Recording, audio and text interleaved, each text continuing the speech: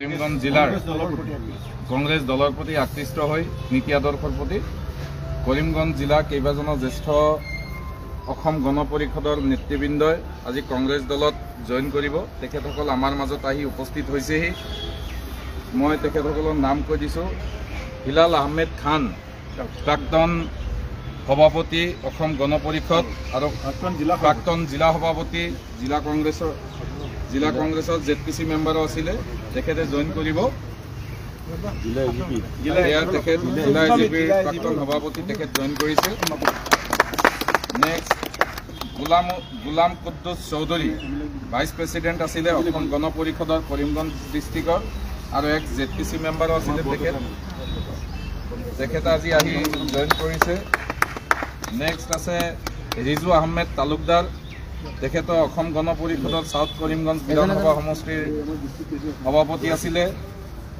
তেখেতে আজি ইয়াতে আহি উপস্থিত হৈছেহি।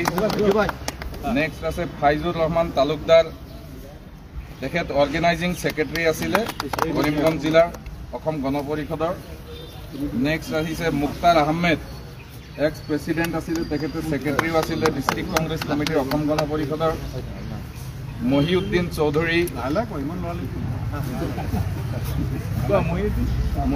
চৌধুৰী, তেখেতেও AP মেম্বাৰ আছিলে, জেনেৰেল ছেক্ৰেটাৰী আছিলে গণ পৰিষদৰ। তেখেত আহি উপস্থিত হৈছেহি। নেক্সট আছে আব্দুল শহীদ, তেখেতক আমাৰ গোলকগঞ্জৰ বিধায়ক MLA আমাৰ আব্দুল চৌহান আলী চৰকাৰ ডাঙৰীয়াক মাফলাৰ পিন্ধাবলৈ আমি অনুৰোধ জনাইছোঁ। নেক্সট আছে নাছিবুৰ ৰহমান, গণ পৰিষদৰ এজন সক্ৰিয় সদস্য, তেখেতক গামোচা পিন্ধি আদৰিবলৈ আমি অনুৰোধ জনাইছোঁ। তাৰপিছত বাহাৰুল ইছলাম, এক্স মেম্বাৰ জিলা কংগ্ৰেছ জিলা AGP কমিটিৰ, তেখেতক আহিবলৈ আমি অনুৰোধ জনাইছোঁ। তাৰপিছত আছে আব্দুল বাছিদ, তেখেতো জিলা AGPৰ এজন সক্ৰিয় সদস্য, তেখেতকো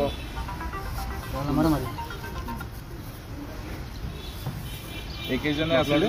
আজি জইনিং প্ৰগ্ৰেমৰ সমূহ সদস্যবৃন্দক আমি নৱবৰ্ষৰ শুভেচ্ছাৰ লগতে আমাৰ দললৈ আমি স্বাগতম জনাইছোঁ। এতিয়া জইনিং মানুহখিনি এটা গ্ৰুপ জইনিং মানুহকেইজনে থিয় হৈ এটা গ্ৰুপ ফটো ল'ব।